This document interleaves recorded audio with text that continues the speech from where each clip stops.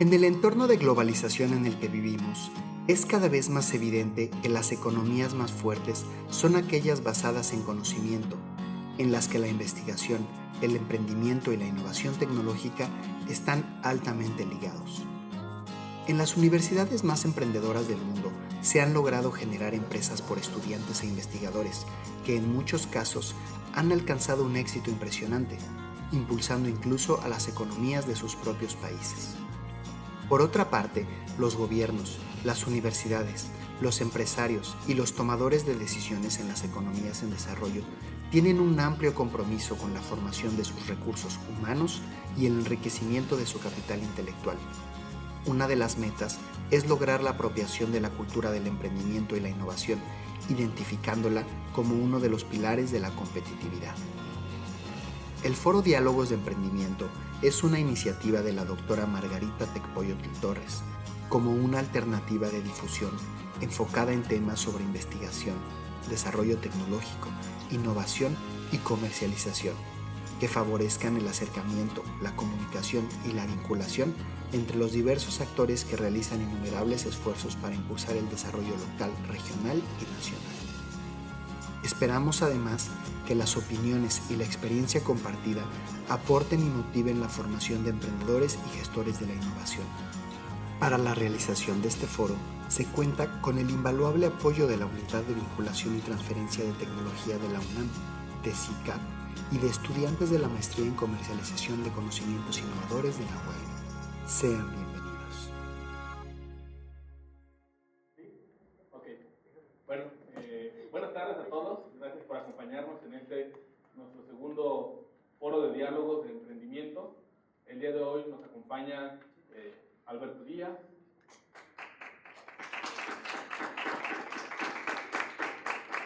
el licenciado Sergio López, el maestro Santiago Castillo y su servidor Abraham Carrillo. Me permito iniciar nuestro diálogo presentando al maestro Santiago.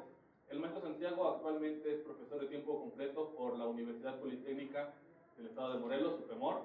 Anteriormente fue director de posgrados en la Universidad Internacional UNINTER, director de varias carreras, economía, turismo, comercio exterior, mercadotecnia. También fue director del departamento académico de ciencias políticas y de economía.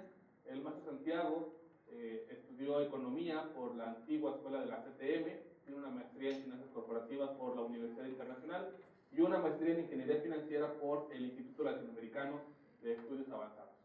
Un aplauso, por favor, para los invitados. Bueno, por este lado nosotros vamos a presentar al licenciado Sergio López Porcayo. Él es licenciado veterinario, zootecnista y administrador de empresas, tiene 2 licenciaturas y está actualmente estudiando la maestría en finanzas. Entonces, damos un aplauso, por favor.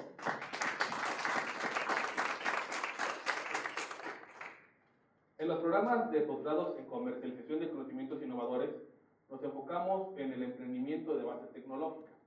Para poderlo llevar a cabo, estamos conscientes de lo importante de fomentar la cultura sobre emprendimiento en lo general, desde fases tempranas de educación, por lo que, de acuerdo a su experiencia en el área de educación, maestro Santiago, ¿cuáles opina usted que son las materias básicas que deberían considerarse en los planes de estudio a nivel universitario para que los egresados se desarrollen en un sistema emprendedor?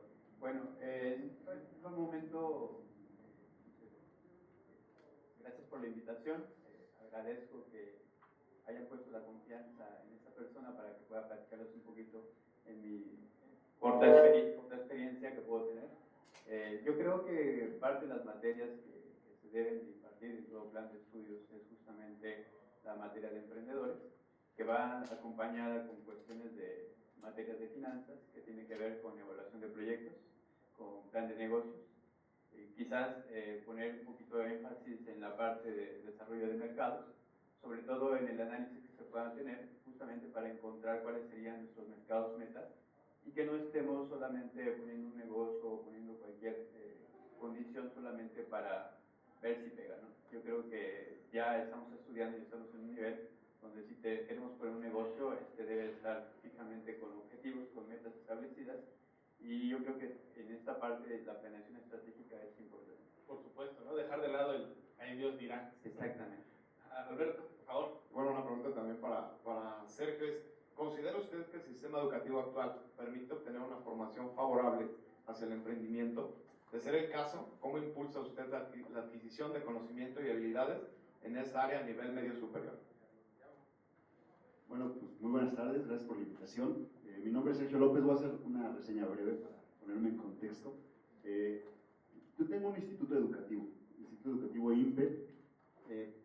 Durante 10 años hemos estado promoviendo la educación para adultos, educación para personas que por circunstancias diversas no pudieron terminar la prepa o no pudieron hacer una licenciatura y están en actividad laboral. Nosotros ayudamos tenemos un programa de estudio para que ellos logren ese objetivo y puedan tener un desarrollo profesional. De 2 años para acá logramos obtener los permisos para tener la educación media superior para jóvenes recién egresados de secundaria, y nosotros desarrollamos un modelo que le denominamos integral sustentable, en donde algo muy parecido al actual modelo educativo que se publicó, promovió hace apenas mes y medio en Palacio Nacional, en donde a los jóvenes se les den las herramientas, tanto teóricas como prácticas, para poder desarrollar habilidades y competencias y trabajen bajo objetivos, ya que durante muchos años, al menos a mí me tocó en mi formación académica, estuvimos muy enfocados en adquirir una licenciatura para encontrar un buen trabajo. Y creo que en las condiciones de la competitividad laboral, lo que ahora llamamos la globalización, nos llevan a la tendencia de poder ya nosotros generar esos trabajos. Y claro, bueno, en mi desarrollo profesional he incursionado en diferentes sectores. Soy médico veterinario, tengo un hospital veterinario aquí en Cuernavaca, tengo la escuela y hemos desarrollado otros negocios en el tema agroindustrial, en donde uno de los principales errores a la hora de emprender es precisamente no tener los fundamentos académicos para, primero, tener un objetivo claro acerca de a dónde se quiere llegar. Y creo que es una carencia que el sistema educativo convencional se ha venido presentando, pero también creo que las nuevas generaciones, incluso ustedes como nuevas generaciones, están teniendo muy claro hacia dónde tienen que encaminarse y que seguramente cometerán menos errores que los que nosotros cometimos, como al poner un negocio no tener un plan de negocio, no tener un objetivo y no tener un estudio de mercado claro hacia dónde quieres llegar. Y eso al final de cuentas cuesta dinero y cuesta que muchas veces cierres el negocio el primer año. Claro, es uno de los grandes problemas, ¿no?, que tenemos en general en el ecosistema de emprendimiento. Maestro Santiago, para resolver problemas económicos globales, el análisis de grandes bases de datos de todo tipo desempeña un papel importante para una más acertada toma de decisiones. Como catedrático y economista, ¿consideras que debemos tener una mayor apertura para que las bases de datos generadas por universidades, empresas y gobiernos sean de acceso público? Sí, en cierta medida el manejo de la minería de datos son importantes y siempre lo he dicho, los datos ahí están, se genera la información, pero lo importante es saber qué hacer con esa información. Alguna fórmula, alguna cuestión práctica, lo podemos hacer en cualquier computadora. En cualquier computadora lo podemos hacer. Lo importante es qué se puede hacer con eso. Lo importante es el análisis, la toma de decisiones, que es justamente la pauta que nos permite dar.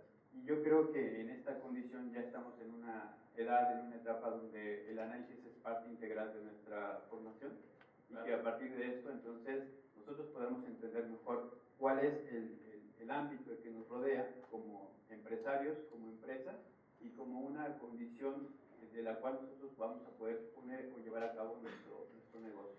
Claro, es importante, ¿no? De nada sirven los datos si no los podemos... sí, sobre todo ese análisis que se desprende de esa condición. Los datos son muy importantes, los números son fríos, pero nosotros les vamos a dar vida a eso. Claro, por supuesto. Creo que tienes problemas con tu micro. Sí, se apagó, pero bueno, yo creo que con la voz podemos, ¿no? Pero es una pregunta para ambos también. Me gustaría saber, durante la etapa inicial de un emprendimiento, parece que bueno, los dos han sido emprendedores, de un nuevo negocio, ¿cuáles son los consejos básicos que nos pueden aportar desde sus experiencias para lograr un acceso al éxito? Me gustaría comenzar con usted, por favor. Bien, hablar de éxito es complicado porque eso es demasiado subjetivo y cada quien mide el éxito de diferente manera. ¿Qué es lo que debemos de considerar? Primero, yo siempre he dicho que el mejor negocio es el que se hace con dinero ajeno.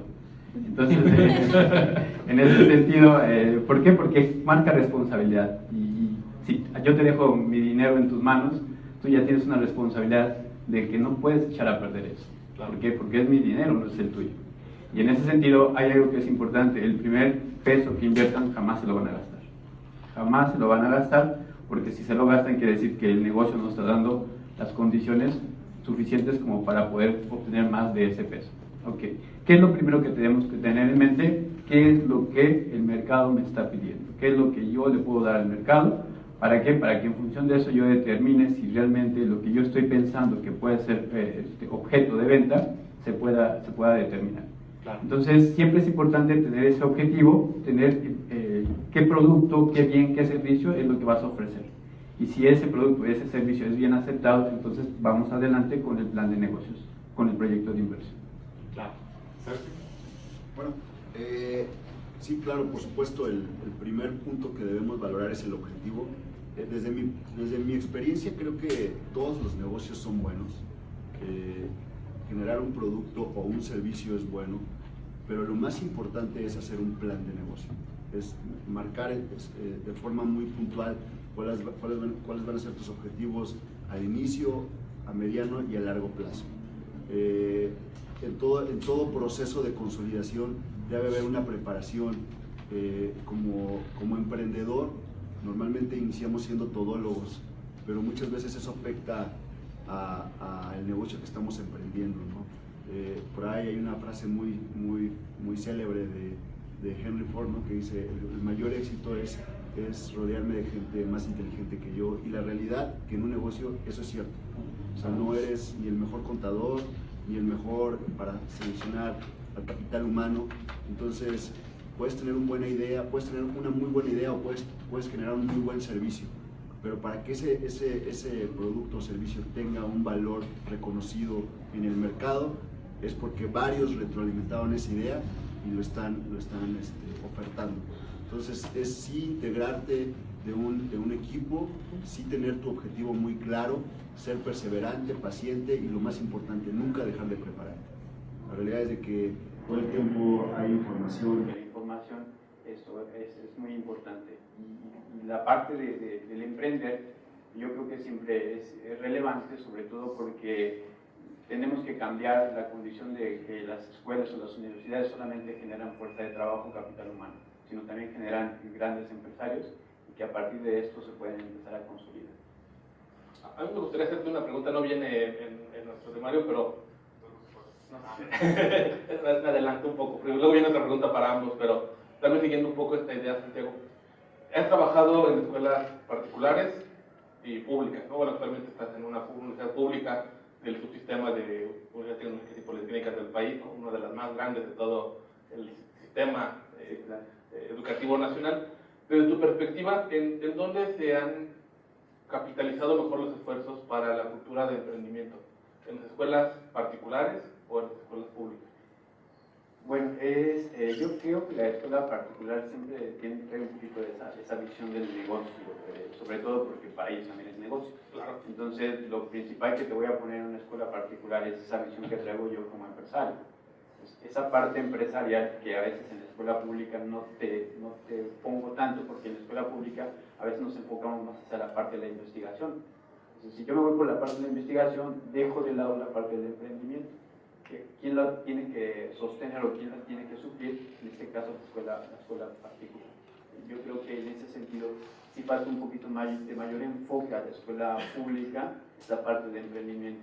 No es que no los haya, pero creo que los hay menos que los hubiera en la escuela particular. Y a mí, por ejemplo, me gustaría saber en INPE cómo están ayudando, cómo están trabajando para que los egresados, los alumnos egresados sean más emprendedores, a más una fuerza laboral. Sí, bueno, el objetivo principal es crear emprendedores en INPE. Nosotros que hacemos, nuestra educación integral sustentable, porque tratamos de que los jóvenes todos los días, independientemente de su formación académica, con su horario convencional, los retroalimentemos llevándolos a empresas que están en proceso de crecimiento, empresas que ya han tenido éxito y empresas que apenas se están formando, ¿no? Hemos estado en empresas aquí en el estado de Morelos, en la Ciudad de México, en donde se entrevistan con los directores, con los administrativos, con los obreros, recorren las áreas, intercambian experiencias junto con la gente que pertenece o integra esa empresa, con la intención de que ellos sepan desde qué es la imagen corporativa, desde qué es tener una responsabilidad de horario, desde qué es trabajar bajo objetivos, desde qué es ahorrar, desde qué es todo lo que conlleva una responsabilidad de una persona profesional, para que el alumno tenga una idea más clara de qué es lo que quiere al término de su formación media superior. Entonces, todo el tiempo estamos tratando de promover en ellos que el objetivo no es salir a buscar un empleo, ¿no? Porque al final del día, creo que las opciones de empleo se están saturando, sino necesitamos jóvenes que estén generando y creando nuevas ideas, nuevos proyectos, para que haya una mayor estabilidad económica, desde mi punto de vista. Gracias. Nos queda un par de preguntas más, y en este caso para ambos. ¿Podrían mencionarnos algunos aspectos que, de acuerdo con su experiencia, consideren que el Estado debería cambiar o modificar para que el ecosistema de emprendimiento sea más efectivo en nuestro país? Es decir, ¿qué chamba le queda al gobierno? Bueno, Sí, adelante. yo creo que ser claro, sobre todo en las rutas que se tienen que seguir, porque a veces las rutas no son las más específicas, las más viables. En ocasiones todo esto se politiza. Ejemplo, ustedes pueden hacer un muy buen plan de negocios, un muy buen proyecto de inversión y lo ponen a lo mejor en PAPA, INADEM, entonces, pero resulta que estos proyectos están tan politizados que solamente se designan a ciertas áreas, a ciertos sectores, a ciertos gremios, y entonces tú, aunque hagas un trabajo súper de 10, pues prácticamente está fuera, ¿no? Entonces, de ser más claros en las rutas, tener menos filtros y acelerar mejor las condiciones en este sentido, ¿no? Quizás administrar mejor la parte de las incubadoras, porque las incubadoras a veces resultan un poquito ser un obstáculo. Hoy creo que están funcionando mejor las oficinas de transferencia tecnológica en ese contexto, y entonces yo creo que ahí es donde tendríamos que estar más firmes en las cuestiones de las rutas críticas a seguir. Gracias. Sergio, tu opinión, ¿qué chamba le queda al Estado? Bueno, chamba siempre va a haber, pero al final yo creo que falta más trabajo en equipo, tanto de la sociedad como de gobierno, y los vínculos que hay entre sociedad y gobierno, como cámaras empresariales, como asociaciones civiles. Creo que cada quien camina por su lado. Mi esposa se dedica al campo, es productora de jitomate, y la verdad es que hay muchas áreas de oportunidad, en donde hace falta integrar a jóvenes que quieran innovar, que quieran implementar tecnología, donde hace falta patentes, a diferencia de otros estados como Sinaloa, que es un gran productor de jitomate, que tiene otras condiciones climatológicas totalmente adversas, pues generan mejores resultados que Morelos. Entonces, sí, el gobierno tiene una responsabilidad, sí hay cosas por mejorar, hay un mundo de cosas por mejorar desde gobierno, pero también hay mucho que mejorar desde la parte de la responsabilidad de nosotros como sociedad, de participar en las políticas públicas, en la toma de decisiones, y no nada más a través de la crítica, sino a través de acciones y programas y proyectos y planes que puedan ser ejecutados para que generen ese vínculo, ¿no? Las universidades, no hay convenios de universidades con cámaras empresariales que puedan generar o que puedan atender las necesidades del empresario, ¿no? Desde temas de educación, que es mi sector, o desde temas del campo, que es el sector de mi esposa. O sea, hay un total desprendimiento, tanto de gobierno, como de nosotros como sociedad, y como de ese vínculo que puede ser las cámaras y las asociaciones civiles. Falta entonces hacer un clic ahí, ¿no?, entre los tres. Definitivamente. Sociedad, gobierno y educación. Creo que es lo que hace falta para mejorar muchos aspectos, ¿no? Incluyendo el tema del emprendedurismo. Muchas gracias. Adelante. Yo creo que ahí es donde las oficinas de transferencia tecnológica juegan un gran papel, ¿no? Hacer esos famosos clústeres entre qué es lo que necesita el empresario, qué es lo que pone el gobierno y qué es lo que nosotros ponemos como institución educativa. Claro, sí, falta esta hélice, ¿no? Triple hélice que funcione de manera equilibrada. Alberto, ¿alguna otra pregunta que quieras hacer antes de darle espacio a nuestros compañeros? Bueno, yo nada más quería cerrar. Sergio no le di una introducción más grande acerca de él porque dijo que quería que fuera muy corta, pero sí quería comentar que tengo poco tiempo de conocer a Sergio. He estado siguiendo un poco esto de su forma de ser, de su forma de manejarse. Me parece muy importante hoy que estoy participando con él en el proyecto precisamente de INPE. Comentarles que él, si me permites, comentarles que él, bueno, tiene muchos vínculos en muchos lugares, ¿no? Eso me parece que ha sido una clave de tu éxito, ¿no? El programa de radio, la veterinaria, la escuela, Canacintra también ha sido un vínculo, ¿no? Entonces esta parte a lo mejor de vincularse, ¿cómo te ha ayudado vincularte en diferentes ámbitos, con diferentes personas? ¿Cómo te ha ayudado a ti para ser emprendedor también? ¿Qué has aprendido de ello? Sí, bueno, creo que la principal herramienta de tu empresa eres tú mismo, y si tú no sales a ver o a conocer a quién te puede ayudar a consolidar ese negocio, o a quién te puede ayudar a aprender más, o sea, si tú no sales yo siempre he dicho, creo que todos los profesionistas, todos los profesionales, todas las empresas siempre se dedican a vender algo. Entonces el principal promotor de tu negocio, de tu empresa, eres tú mismo. Y la realidad es de que nosotros en INPE, independientemente de que tenemos el sistema educativo convencional en donde formamos a chavos o donde los ayudamos a personas adultas a que culminen su prepo, su licenciatura, pues hemos dado cursos en la Secretaría de Seguridad Pública, en el gobierno de Puebla, en el gobierno de Pachuca, hemos dado diplomados en la administración, porque siempre estamos tratando de llegar y conocer más, ¿no? y lograr más objetivos. Pero la principal la principal forma para abrir esas puertas ha sido a través de las relaciones. O sea, ha sido un parteaguas el poder salir y tocar, y aunque no conozcas a las personas, aunque no conozcas a la gente, el hecho de que tú vayas y te presentes y tengas la seguridad de hablar de lo que estás haciendo con fundamentos, eso convence y atrapa a la gente, ¿no? Y eso convence y atrapa a la gente sabiendo que tú tienes el mejor producto o el mejor servicio. La realidad es de que sí, las relaciones públicas es las que pueden hacer que tu negocio crezca de una forma más mesurada o potencializarlo, ¿no? Muchas gracias. Santiago, usted acerca una última pregunta. A Santiago, aquí tiene por lo menos 3 exalumnos, ¿no? A Lalo, Andrea y a su servidor. Nos tocó que nos diera clase. Y seguramente en esta trayectoria, digamos, larga, aunque no digamos el número para que no hagan cálculos, te ha tocado ver muchos proyectos de emprendimiento en universidades, ¿no? Mi pregunta sería como en 2 sentidos. ¿Te ha tocado ver alguno que digas, este chavo o esta chava o este equipo fue exitoso y fue exitoso por esto? Y tu pregunta también, seguro te ha tocado ver la otra parte. Hay chavos que tienen proyectos muy buenos que no se materializan. Preguntarte por qué crees que no dan ese último estirón, ¿no? El último paso. Sí, me ha tocado incluso alumnos que de pronto dicen, este es un relajo, pero termina siendo un empresario de éxito. Y lo contrario, tener alumnos de 10 y verlos que están encerrados o enclaustrados en una oficina.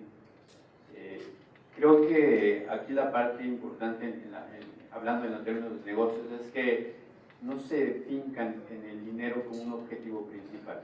¿A qué me refiero con esto? Que no tendríamos que ver el dinero como un nivel básico que esté moviendo al negocio, sino más bien ver qué número de clientes puede ir incrementando al negocio. Y de esta manera, entonces, el dinero viene por añadidura.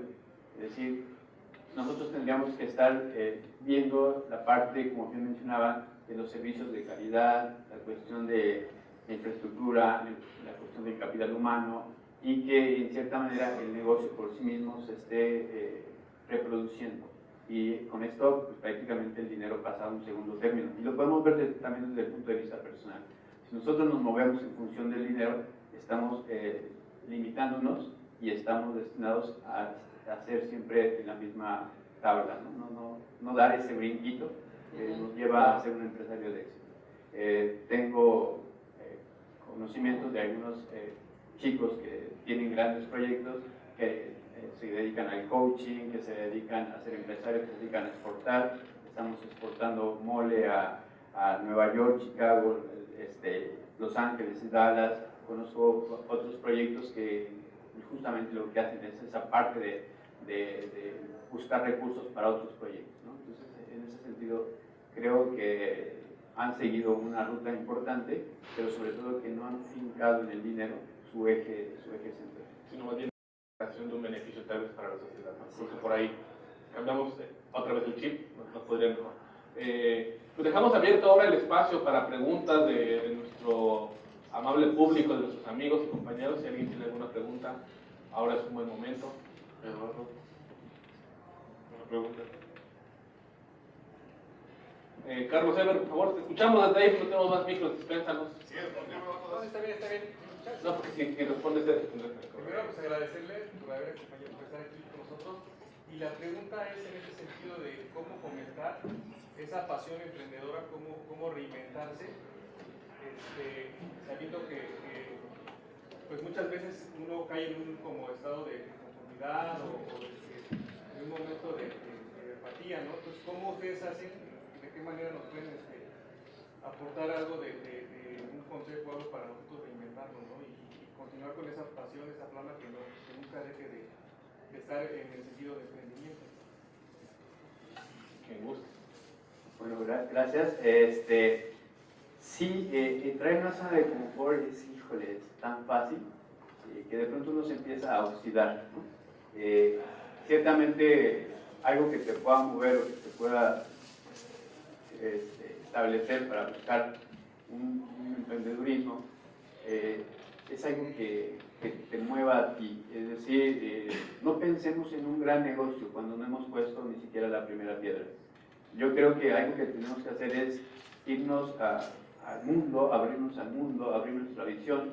Si estamos encerrados en una oficina, nuestra visión se hace muy corta. Entonces yo siempre les he mencionado, salgan, vean lo que el mundo es, lo que el mundo existe, incluso piensen en que el negocio está en lo micro, no en lo macro.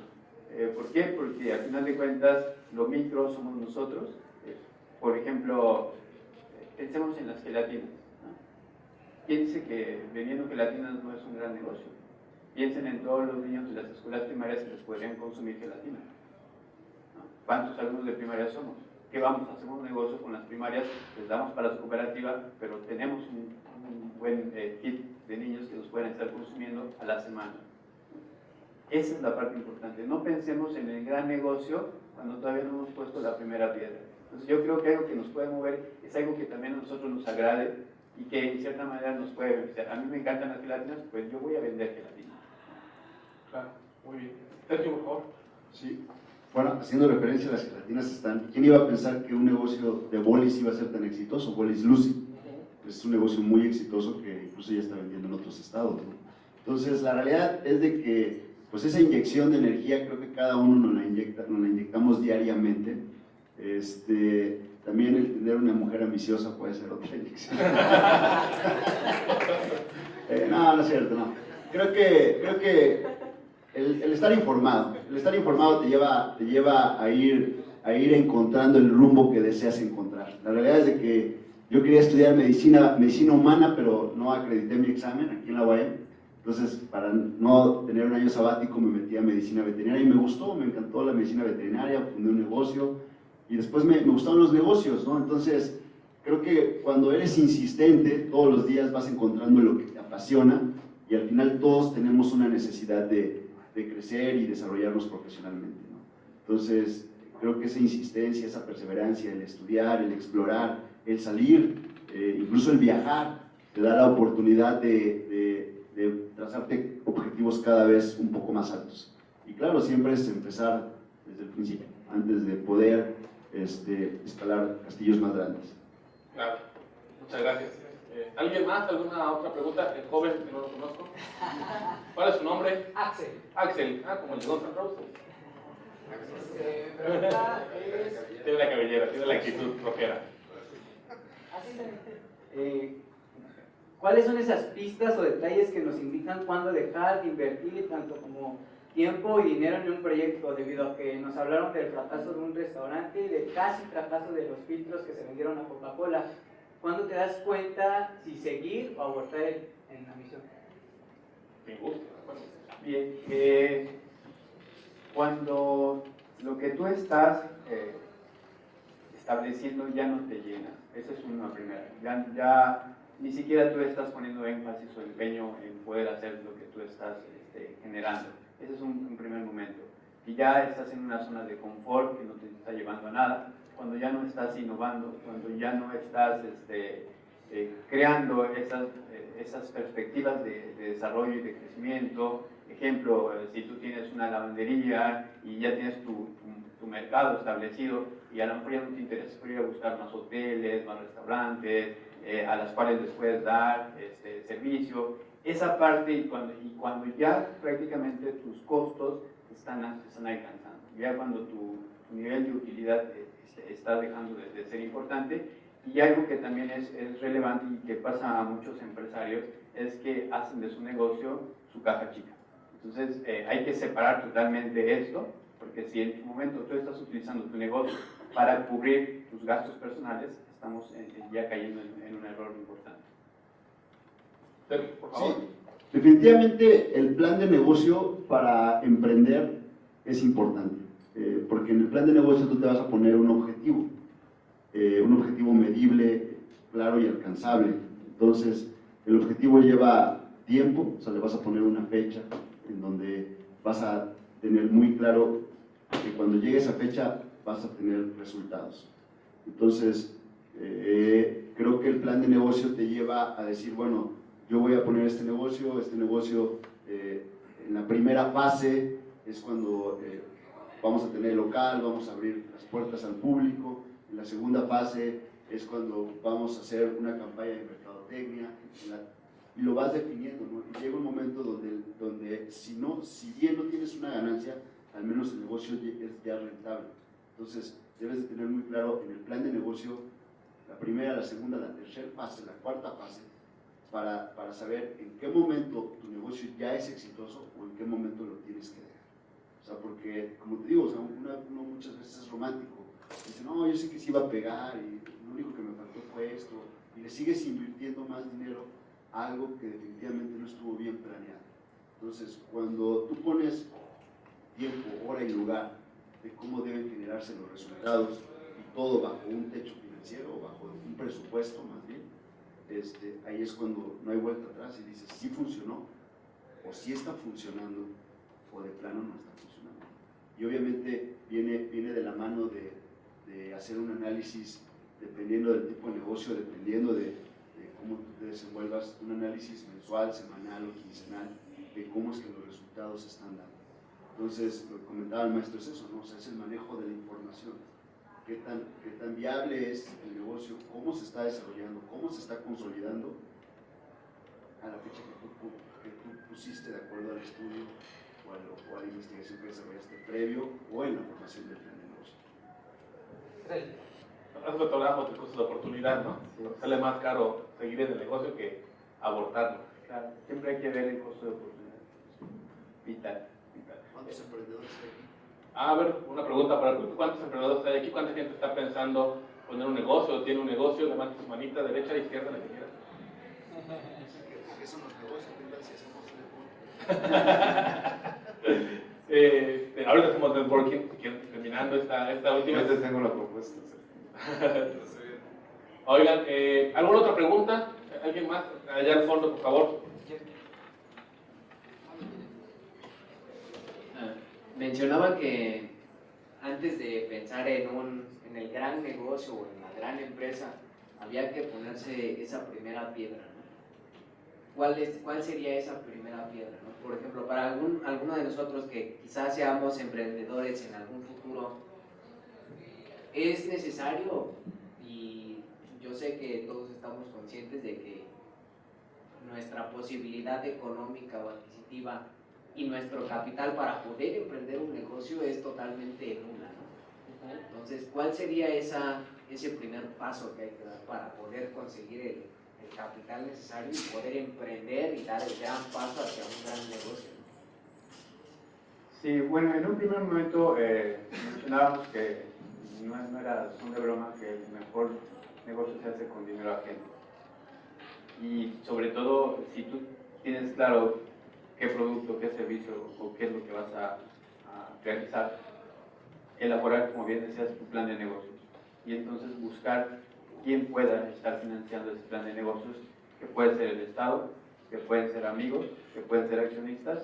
Entonces, hay formas en cómo se pueden estar financiando. Entonces, no pensar que no tenemos dinero para poder hacer un negocio, porque es lo que yo les mencionaba. Si vemos en el dinero como un problema, entonces ya estamos destinados al fracaso. Lo primero que tendríamos que hacer es tener presentes un plan de negocios bien fundamentado, bien establecido, con su estudio de mercado, su estudio técnico, su estudio económico, su estudio financiero, y toda esa condición que tú le vas a presentar a un cierto grupo de personas para convencerlos de que es su mejor oportunidad para invertir. De esa manera yo creo que puedes tener un buen negocio. Claro, y aquí entra el tema de las relaciones públicas, ¿no? Si tú estás involucrado en muchos sectores, es más fácil que puedas conseguir a alguien que fondee ese proyecto, y todo depende cómo lo sustentes para poder convencer a la persona que es un proyecto que es viable y que va a tener ganancias para ambos. Pero creo que actualmente con el tema de las TICs, de las tecnologías de la información y la comunicación, se necesita muy poco dinero para emprender un negocio. La realidad es de que puedes estar comercializando un producto que alguien lo está elaborando y que tú solamente estás buscando a los clientes y no invertir un solo peso, más que el buen manejo de las redes sociales o el buen desenvolvimiento. Entonces, como dice el maestro, no es necesario pensar muchas veces en que el problema es el dinero. Creo que el punto a mejorar siempre va a ser el tener un buen proyecto y estar bien fundamentado. Claro, por supuesto, ¿no? Puedes tener todo perfectamente claro, que se pueda vender, ¿no? Al final de cuentas es eso, vender. Así es. ¿Alguien más tiene alguna otra pregunta? De este lado, por favor, ¿cuál es su nombre? ¿Mara? Te escuchamos. Bueno,